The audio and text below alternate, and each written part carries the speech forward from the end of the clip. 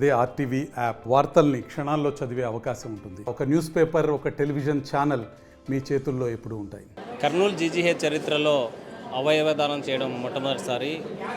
పావని అనేటువంటి ఆమె మూర్ఛ వ్యాధితో బాధపడుతూ హైదరాబాద్లో కింద పడిపోవడం జరిగింది. అయితే హైదరాబాద్లో హాస్పిటల్లో చూపించిన వైద్యులు చూపిస్తే ఆమె బ్రెయిన్ డెడ్ అయిందని తెలిపిన తర్వాత అక్కడ నుంచి కుటుంబ సభ్యులంతా కూడా కర్నూలు జీజీ ఆసుపత్రికి తీసుకొచ్చారు. ఇక్కడ ఉన్నటువంటి వైద్యులు, అదేవిధంగా రెడ్ క్రాస్ సంబంధించినటువంటి సిబ్బంది అంతా కూడా ఆ కుటుంబ సభ్యులతో మాట్లాడడం జరిగింది. దుఃఖంలోనూ ప్రాణదానం చేయడానికి, అవయవదానం చేసేందుకు సిద్ధమయ్యారు ఆ కుటుంబ సభ్యులు. మనతో పావనికి సంబంధించినటువంటి అత్తమామలతో పాటు వాళ్ళ కుటుంబ సభ్యులందరూ ఉన్నారు. చెప్పండమ్మా, ఈరోజు మీ కోడలు పావని లత చనిపోయింది. ఆమె బ్రెయిన్ డెడ్ అయిపోయింది. 6 ఏళ్ల పాప ఉంది. అసలు అవయదానం చేస్తున్నారు. నా కొడుకుకు పిక్నీలు పోయినందుకు పావని లతవి పిక్నీలు దానము శ్రీనివాసరెడ్డి డయాసిస్ చేసినందుకు అతని బాధను ఒకరు పడకూడదని దానం చేసినాము. మా కోడలు దానం చేసినది. మీ కొడుకు కోడలు ఇలా అయిపోయి నేను మాట్లాడక రాదు నాకు.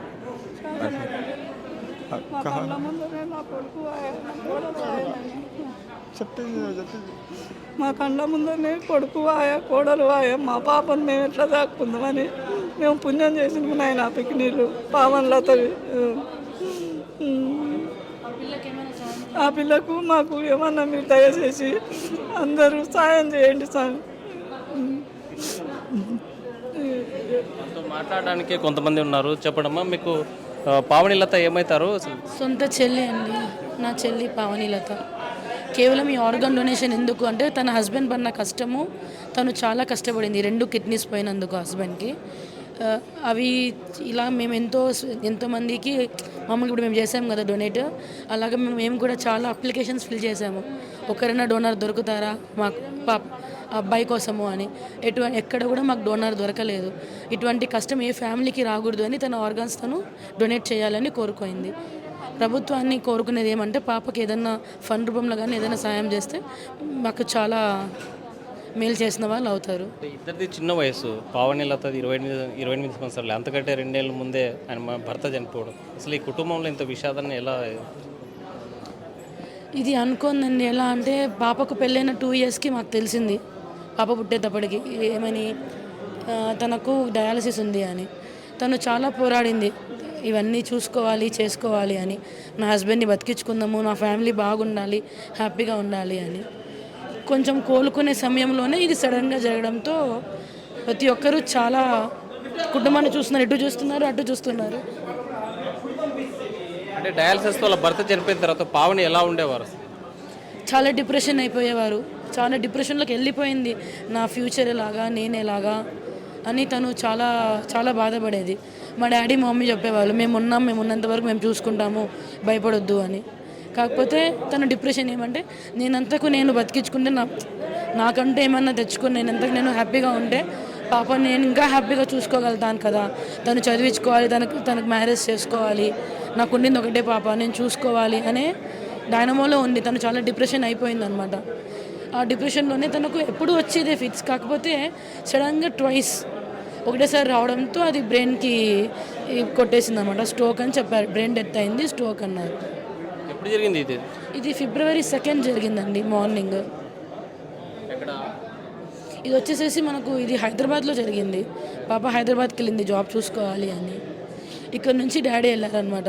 ఇలా పడిపోయింది అంకుల్ అని ఫ్రెండ్స్ చెప్తే వెళ్ళే లోపల తను అక్కడ హాస్పిటల్ అడ్మిట్ చేశారు, అన్నీ చేశారు. వాళ్ళు అడిగితే ఇలా ఉంది, మీరు ఖర్చు పెట్టుకోవాలి, ఇన్ని ల్యాక్స్ అవుతుంది, అన్ని ల్యాక్స్ అవుతుంది అన్నారు. కొత్త కదా మనకు హైదరాబాద్, అన్ని కొత్తగా కర్నూలులో ఉన్న వాళ్ళము, ఎంత ఖర్చు పెట్టుకున్న గ్యారంటీ లేదన్నారు. అది ఎలాగా ఏమనేది మనకు తెలియదు. మాది కర్నూలు అండి, కర్నూలుకి తీసుకొని వెళ్తాము.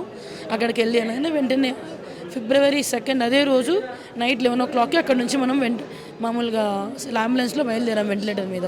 ఇక్కడికి వచ్చే లోపల వాళ్ళు చెక్ చేసి చెప్పడం ఏమంటే పేషెంట్ బ్రెయిన్ స్ట్రోక్ వచ్చింది, డైరెక్ట్గా ఫిట్స్ డబల్ టైం వచ్చినందుకు ఆ స్ట్రెస్కి తనకు బ్రెయిన్ డెత్ అయింది అని వాళ్ళు చెప్పారు. ట్రీట్మెంట్ అయితే చేస్తూనే ఉన్నారు కంటిన్యూస్గా, బట్ ఎటువంటి రెస్పాన్స్ లేదు.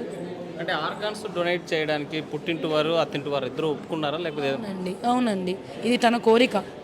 తను ఒకటే చెప్పింది, నాకేమన్నా, ఎందుకంటే నాకు తెలుసు నాకు హెల్త్ బాగాలేదు, నాకేమన్నా అవుతే నా ఆర్గాన్స్ అయితే నాకు డొనేట్ చేయాలి అని తనే అడిగింది.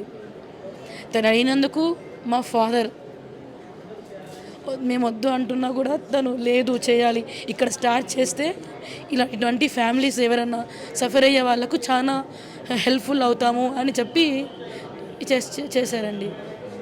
ఫిట్స్ వచ్చిన తర్వాత చివరిగా ఎవరితోనే మాట్లాడిందా కుటుంబ సభ్యులు?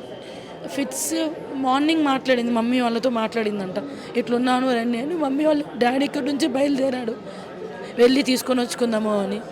డాడీ వాళ్ళ ఫ్రెండ్ ఉన్నారు, అతను వాళ్ళ అబ్బాయి కార్ తీసుకొని బయలుదేరారు, అన్నీ చూసుకుందాము అని చెప్పి అక్కడికి వెళ్ళే లోపల ఈ పరిస్థితి వచ్చింది. మీకేమో మన పావనిలతో ఏమవుతారా మమ్మీ? బిడ్డ అవుతుంది, మీ కూతురు అల్లుడు చెల్లెలు కూతురు. ఈరోజు అమ్మా నాన్న లేని చిన్న బాగా చూసుకున్నాం మేము, అంత దగ్గరనే ఉన్నాం, మంచిగా చూసుకున్నాం పాపని. చెప్పలేం లేదు, భవిష్యత్తు ఏంటి? ఆమె భవిష్యత్తు ఎలా? నా మీద ఇంకా అట్లనే ఇంకా చెప్పలేం లేదు సార్, భయం అవుతుంది మాకు ఆ పాపను చూస్తుంటే.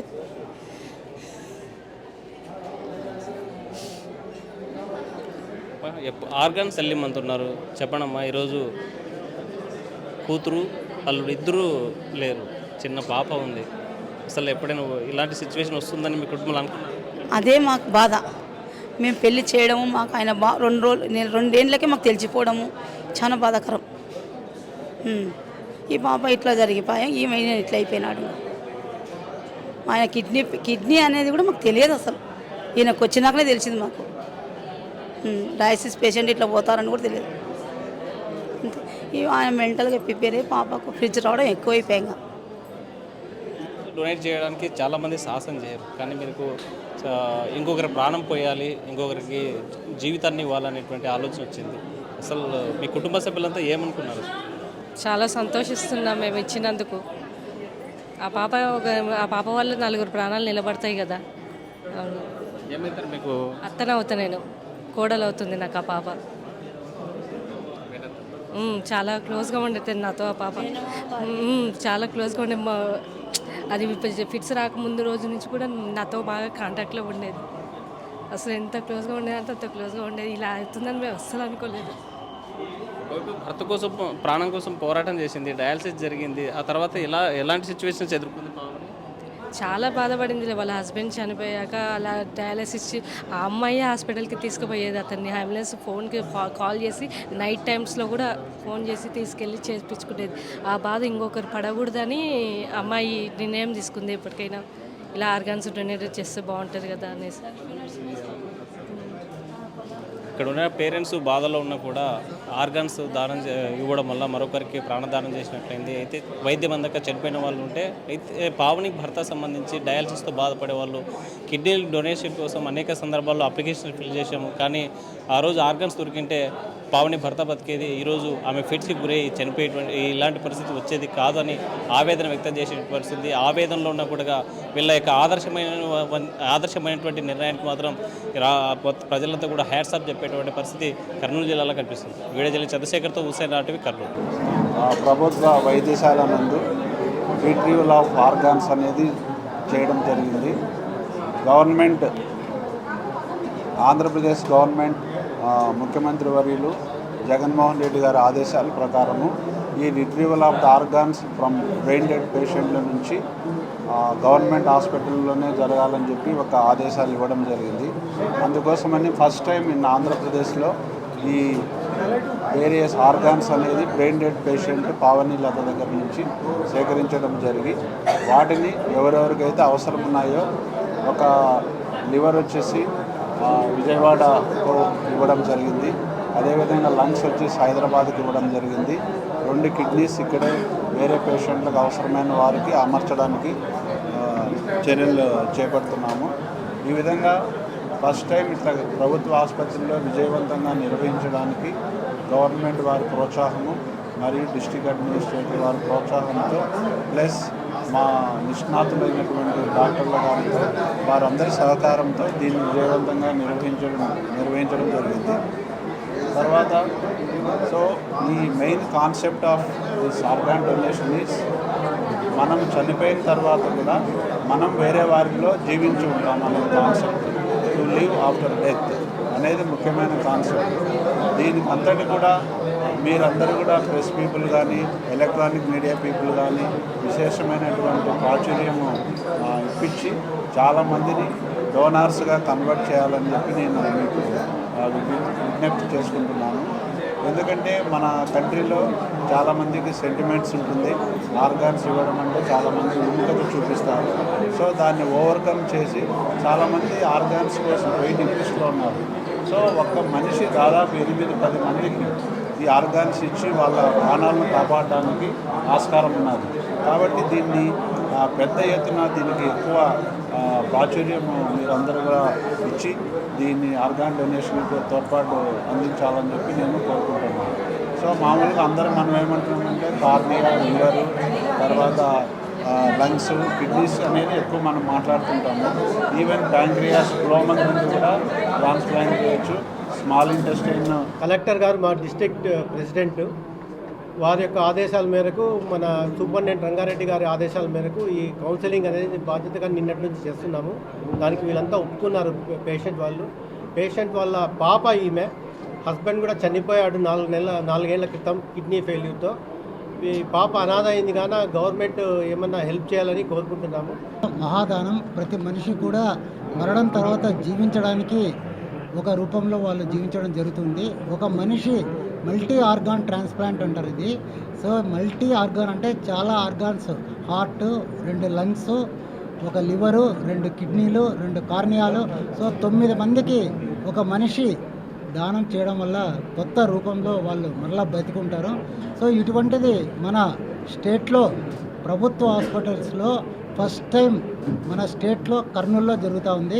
ఇంతవరకు ప్రైవేట్ హాస్పిటల్స్లో జరిగేది ఫస్ట్ టైం. మన ముఖ్యమంత్రి గారి ఆదేశాల ప్రకారము మన చీఫ్ సెక్రటరీ గారు కృష్ణబాబు గారు మన గవర్నమెంట్ హాస్పిటల్స్లో చేయాలా అని మాకు చెప్పినప్పుడు మేము దాన్ని స్ఫూర్తిగా తీసుకొని ఆర్గాన్ అవైలబుల్ అయితేనే మేము అన్ని పర్మిషన్స్ తీసుకొని జీవన్ దాన్ ద్వారా కోఆర్డినేట్ చేస్తూ నిన్నటి నుంచి కూడా మేము 24 అవర్స్ నుంచి మొత్తం డాక్టర్స్ అంతా ఏకీకరించి దీనికి అన్ని పర్మిషన్స్ తీసుకున్నాము. మా మేడం గారి సహకారంతో కూడా గ్రీన్ ఛానల్ ఏర్పాటు చేసుకున్నాము. ఎస్పీ గారు కూడా దీనికి చాలా సహకరించారు. డిఐజీ గారు కూడా మాకు చాలా సహకరించారు. అంతేకాకుండా మన స్టేట్లో ఈ ఆర్గాన్ ట్రాన్స్ప్లాంట్స్ అనేది చాలా తక్కువగా జరుగుతుంది. సౌత్ ఇండియాలో ఎక్కువగా జరిగేది చెన్నై, దాని తర్వాత ఎక్కువగా జరిగేది బెంగళూరు. మన స్టేట్లో చాలా తక్కువ. అటువంటి తక్కువగా ఉన్న మన స్టేట్లో ఆర్గాన్స్ దొరకడం అనేది చాలా కష్టము. దాదాపు 5,000 మంది ఆర్గాన్స్ కోసం వెయిటింగ్లో ఉన్నారు. ఇటువంటి సమయంలో మనకు ఈరోజు ఒక 9 మందికి మనము ఆర్గాన్స్ ఇవ్వడానికి మనకు అవకాశం కలిగింది. మన కర్నూలు హాస్పిటల్లో చాలామందికి బ్రెయిన్ డెత్ జరుగుతూ ఉంటుంది. చాలామంది ఏమంటే ఆఖరి నిమిషం వరకు చనిపోయేంత వరకు చూడండి చూడండి చూడండి అని చెప్తుంటారు తప్పితే ఆర్గాన్ డొనేషన్స్కు ముందుకు రారు. కాబట్టి దీన్ని స్ఫూర్తిగా తీసుకొని ఈరోజు నుంచి ఎవరైనా నిజంగా బ్రెయిన్ డెత్ అయితే వాళ్ళు ఆర్గాన్ డొనేషన్కు ముందరకు వస్తే మేమంతా కోఆర్డినేట్ చేసి స్టేట్ లెవెల్లో దీన్ని మనము డిస్ట్రిబ్యూట్ చేయడానికి ఉంటుంది. దీంట్లో ఎటువంటి పక్షపాతము ఉండదు, ఎటువంటి రికమెండేషన్స్ ఉండవు. దీనికి నేషనల్ ఆర్గాన్ ట్రాన్స్ప్లాంటేషన్ కమిటీ ఉంటుంది, స్టేట్ ఆర్గాన్ ట్రాన్స్ప్లాంటేషన్ కమిటీ ఉంటుంది, రీజనల్ ఆర్గాన్ ట్రాన్స్ప్లాంటేషన్ కమిటీ ఉంటుంది. ఆ కమిటీ అందరికీ అలాట్ చేస్తుంది. హార్ట్ చెన్నైకి అలాట్ అయినది. కాకపోతే మన దగ్గర నైట్ టైం హెలికాప్టర్ పైకి పోయే అవకాశం లేదు కాబట్టి 5 గంటల లోపల చేయాలి కాబట్టి హార్ట్ అనేది క్యాన్సిల్ అయింది. కానీ లంగ్స్ మనము హైదరాబాద్ పంపించడము, మనం లివర్ను విజయవాడకు పంపించడము గ్రీన్ ఛానల్ ద్వారా చేస్తున్నాము.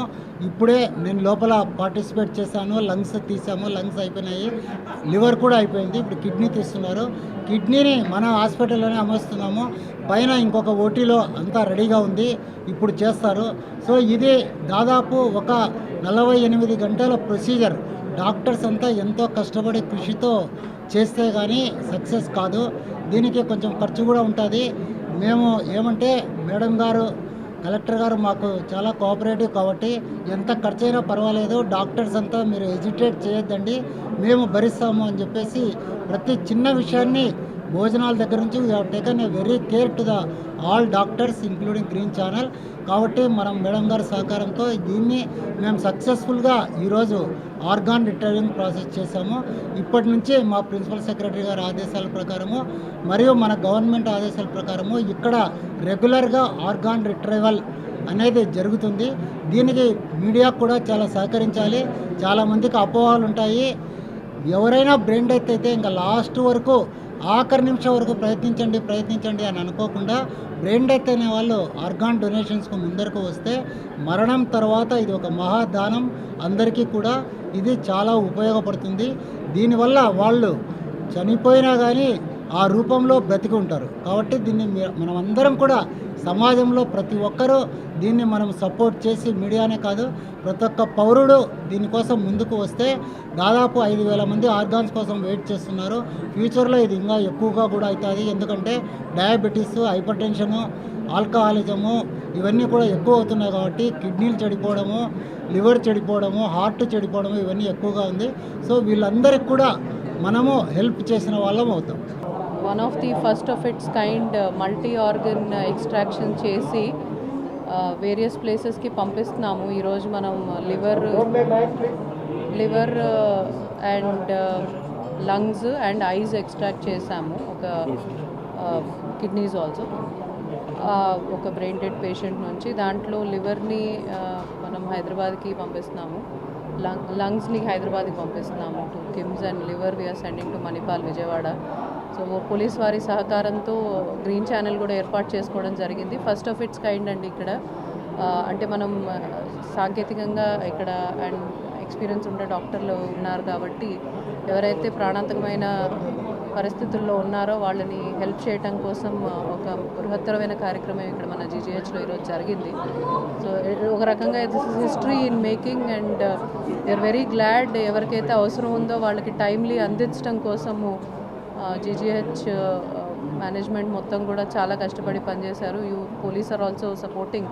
ఇప్పుడే మీరు చూసుంటారు, the lungs have been transported and in some time the liver also will be going and the eyes కూడా. One of the eyes will be used here, ఇక్కడే జీజీహెచ్లోనే ఇంకొకటి ట్రాన్స్పోర్ట్ చేయడం జరుగుతుంది. Kidneys also likely we could not help with the heart, but these multiple ఆర్గన్స్ని మాత్రం we are able to transport in time. So మీ అందరికీ చెప్తూ మనం ఏ విధంగా equipped scientifically and technically equip అయ్యి మన అనుభవమైన డాక్టర్ల ఆధ్వర్యంలో ఇంత మంచి కార్యక్రమము మనం చేసి ఇంకొక ప్రాణాన్ని నిలబెట్టే వాళ్ళలో ఉన్నందుకు I'm very glad to share this news. మరిన్ని వీడియోస్ కోసం ఛానల్ ని సబ్స్క్రైబ్ చేయండి, లేటెస్ట్ అప్డేట్స్ కోసం వాట్సాప్ ఛానల్ ని ఫాలో చేయండి అండ్ లింక్ డిస్క్రిప్షన్ లో ఉంది.